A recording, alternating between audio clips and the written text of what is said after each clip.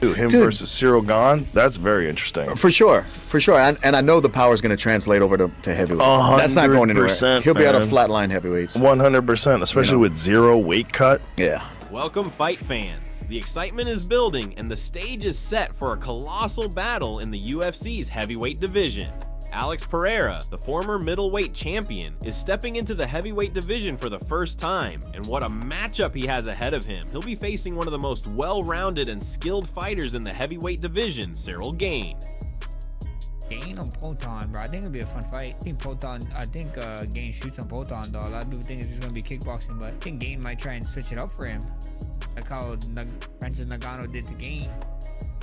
Confused with the interim heavyweight championship on the line, the fight is expected to be a high-stakes, high-skill contest, and the MMA experts have plenty to say about it. Today we break down the fight and get into the analysis provided by MMA experts who are predicting how the fight might go. Will Pereira's knockout power be enough to silence Gane's slick movement and footwork? Can Gane's striking and tactical skill make him the first to solve Pereira's heavy hands at heavyweight? Let's dive deep into this intriguing matchup. About that co-main event, Ciryl Gane taking on Alex Pereira. Yeah, but stop it right there though too, Kamaru. I even think that's wrong. I think there's so many contenders at light heavyweight for Pereira to go through. I just feel like there are still a lot of names to be taken out before there is a big matchup at light heavyweight. But I also get it. There was one name. Well, there's a lot, man. There's Oldberg, who he's never fought. Of course, he could beat him. Yeah, Oldberg. There's Khamzat Chimaev. If he defends that title, Khamzat's not there yet. So right now, there's only one guy. But it was something in the making where they're both kind of tweeting to each other or whatnot. And then two, I think even fighting for an interim title. I think if anything, and then just check this out. If you are going to fight for that third belt, it's got to be the undisputed belt, man. It takes a little bit of what being a triple champ is, and then he's also going up against a dude that was already papping up the undisputed champ. So, I can see where the odds are actually coming from. So I just feel like if Pereira was to stick around at light heavyweight a little bit more, fight undisputed right away. No more interim, none of that. He just waits and he's granted that. I'm trying to understand. So you're saying that he should be granted that only if he sticks around light heavyweight a bit longer? I would say a fight or two, yes. But Henry Cejudo, you're asking Alex Pereira to hang around for what could be, for maybe Khamzat comes up or not. Maybe and maybe not Khamzat. What I'm trying to tell you is you take your chances. Alex Pereira's move to heavyweight has been a topic of discussion ever since he dominated the middleweight division. Known for his knockout power and relentless approach, Pereira has the skills to make an impact in the bigger weight class. However, the big question remains, will his power translate to the heavyweight division? Pereira's knockout power is certainly undeniable, but does he have the durability and versatility to hang with the big boys? One thing's for sure, Pereira has confidence on his side. His mental game is one of his strongest assets, and it's clear that his confidence is at an all-time high. He has proven time and time again that he can overcome adversity and thrive under pressure, so entering the heavyweight division with the interim belt on the line will be no different. But can his style adapt to the new weight class? Or will his power be mitigated by the larger, stronger opponents in this division? I'm not counting Alex Pereira out here because Alex Pereira does have the power to really change things. And listen, he is definitely, your confidence is at his all-time high. Listen, no one can tell you anything about your abilities and what you can or can't do. Because if that was the case, then we felt this way when Alex Pereira said he wanted to go to light heavyweight. We felt this way. We don't know how he would do. Now he dominated that weight class. So I'm not going to feel that way about him going to heavyweight, especially when that heavyweight division right now is kind of struggling with the depth in the talent that they have. So I think this is a good thing for that heavyweight division to throw Alex Pereira in the mix there. Now you've got Tom Aspinall, now you've got Ciryl Gane, you've got Alex Pereira, not to mention you've got Waldo Acosta. So there's guys there. You still got Curtis Blades in there. There's guys there. So I get it. I like it. But listen, this card, I Ciryl like it. Gane, on the other hand, represents a different challenge. Known for his incredible footwork, movement, and technique, Gane has one of the most unique fighting styles in the heavyweight division. Unlike the typical heavyweights who rely primarily on their power, Gane uses his agility and striking to control the pace of a fight. His speed, lateral movement, and precision make him incredibly difficult to deal with. And obviously, Alex Pereira going up to heavyweight is something that's been long discussed. And I guess the big thing is, like, is he going for history? Is he not? It's the interim belt. Like, if he wins this fight, are you going to consider him the first 3-division UFC champion, or does he have to get undisputed? I would. Yeah? I would. Like, yeah, I absolutely would. Even though it's interim. Even though it's interim. I mean, like, interim, like, yes, like, the difference is just putting a word in front of it. But it's like Ciryl Gane is still champion. Well, and that's another thing too, right? What we have to find out is Ciryl Gane championship level material.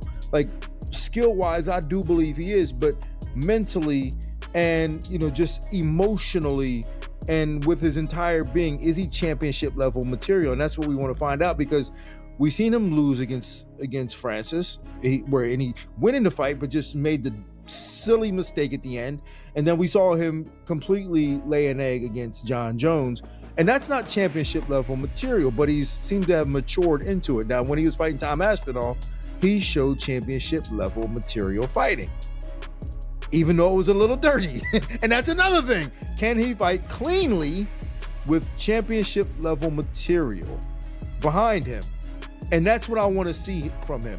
But because he hasn't really shown that in the past, again, that kind of... However, Gane's journey to the title hasn't been without bumps. His loss to Francis Ngannou was a learning experience, with Gane being out-wrestled and outpowered in that fight. He was also thoroughly dominated by John Jones in their title fight. While many experts agree that Gane has the skill to be a champion, questions about his mental fortitude and ability to make adjustments under pressure still linger. But in his last fight against Tom Aspinall, Gane showed significant growth. His ability to control the fight and make the necessary adjustments prove that he's maturing as a fighter and could still become a legitimate heavyweight champion. They had to make do with what they have. They would have loved to have Jones on there, but I hope Alex wins. That's crazy. Like 3 times. Yeah. Gane's no joke, and Gane can dance around him. Gane's slick to knock him out as well. Well, I think Alex can knock him out. The real question is, does he have the killer instinct needed to take down someone like Pereira, who has one-punch knockout power? As we look at the stylistic matchup between these two fighters, we can already see the intriguing clash of styles. Pereira is a dangerous striker with a calm and calculated approach in the octagon. His patience and precision allow him to find openings and land devastating shots. On the other hand, Gane's movement is his main asset. He's a fluid fighter who can switch stances, move quickly around the cage, and frustrate his opponents with his striking and unpredictability. I mean, there is good possibility that interim belt gets promoted to undisputed at some point. Now the other side of the coin, if you can't, let's just say Alex wins, right? And I'm not trying to pan Ciryl, but for the sake of the hypothetical that we're laying out here, let's say that Alex wins and you can't end up making the fight with Tom. Whether Tom's hurt or Tom's going down a dangerous road that I've seen before. It's a very dangerous road where I want to fight anybody. I can't believe this. You're the promotion. Bring me that guy. I deserve him. Bring me that son of a bitch. Make him do it. You got a contract with him. Lock us in the cage and let us do this.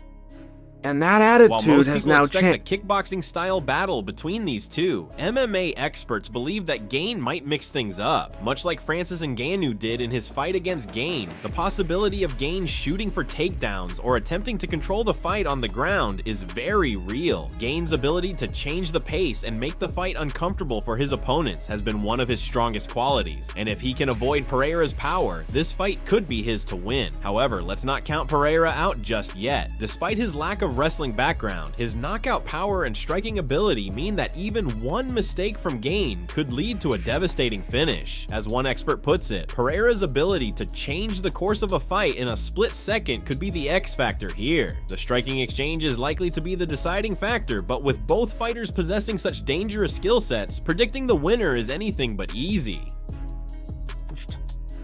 And that attitude has changed from outside forces that have grabbed a hold of him, convinced him of the potential wrongdoings, and convinced him of a potential greener pasture. This is not new. I have seen this a million times. I'm just sharing for you the beginning, scratching of the surface of that changing of your mind, and all of a sudden not put us in there and let us figure it out. I got a contract, he's got a contract, not this competitive and wonderful attitude. The beginning surfaces have been laid. And Alex Pereira doesn't have them. Alex Pereira is a competitor. And there is a scenario where Alex wins. There's a scenario where Ciryl wins. But then we're not able to get this the fight undisputed. holds historical significance for several reasons. If Pereira were to win, he would become the first ever UFC fighter to hold championships in 3 different weight divisions. That's a huge feat, one that could place him among the greatest fighters of all time.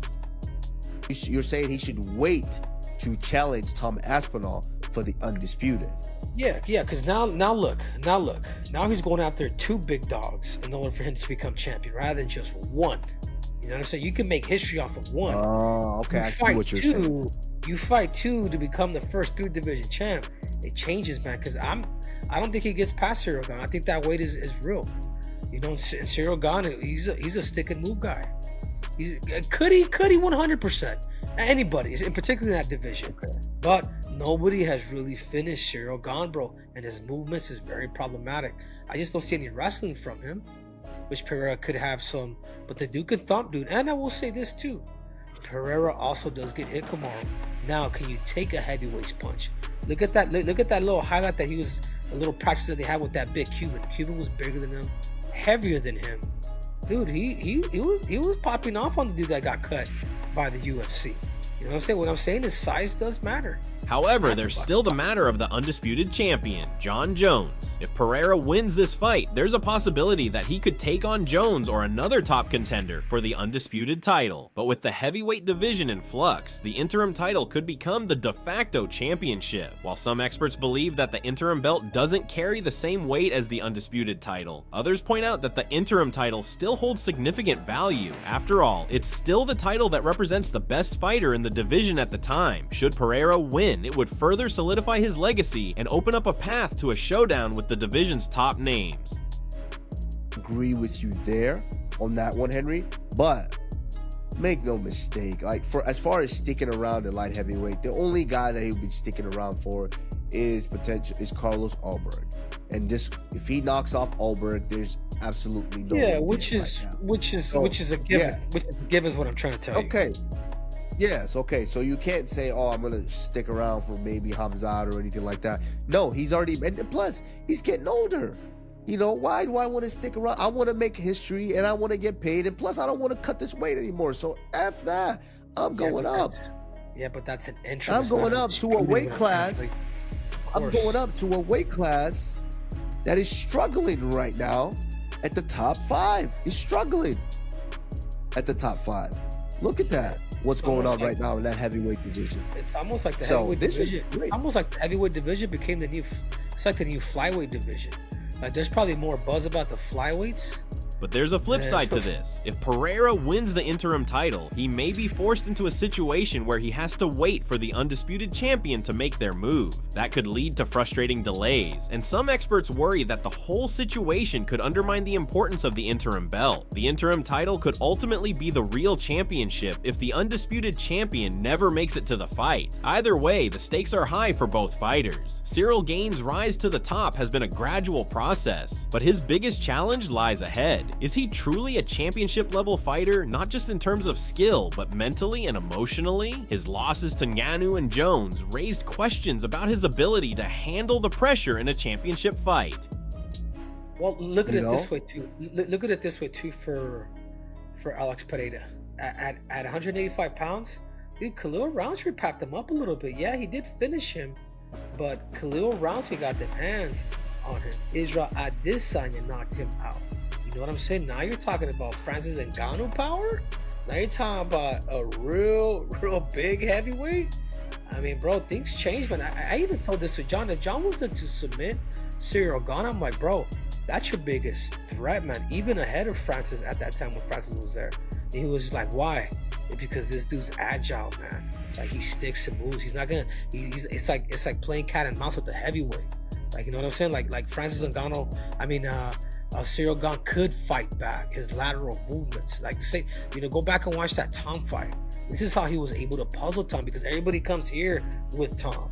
You know what I'm saying? And finally, when somebody's just here with the movement, it's like, bro, he's not a stationary target no more. It's not just based on power, but techniques and tactics. That's something that... His lack of a clear killer instinct is something that some critics have pointed to as a potential flaw in his game. However, Gane's recent performances, especially against Tom Aspinall, have shown that he's maturing as a fighter. He's more well-rounded now, and his game is more complete than ever before. The question remains though, when the stakes are at their highest, will he rise to the occasion? This fight against Pereira will be a true test of his mentality, ability to adapt, and capacity to perform under the brightest lights. As the fight draws closer, experts are offering their predictions, and they're divided on who will come out on top. Some believe that Pereira's raw power will be too much for Gane, especially given Gane's tendency to get hit. Others argue that Gane's movement and technique will allow him to avoid Pereira's biggest weapon and outpoint him over 5 rounds. There's also the issue of size. While Pereira has never faced a fighter with Gane's size and skill, Gane is used to dealing with massive opponents. His movement and striking ability allow him to evade power shots, but will that be enough against someone like Pereira, who can change the fight with a single blow? One thing is for sure, this fight has all the makings of a classic. It's a stylistic matchup that could go either way, and it could very well define the future of the heavyweight division. This is shaping up to be a historic night at UFC 328, and the fight between Alex Pereira and Ciryl Gane will be one for the ages. Will Pereira's knockout power be enough to dethrone Gane's slick striking and movement, or will Gane prove that he has the mental and physical fortitude to capture the heavyweight crown? What do you think? Drop your predictions in the comments below. Don't forget to hit that subscribe button to stay up to date with all the latest UFC action and get ready for a fight that could change the heavyweight division forever.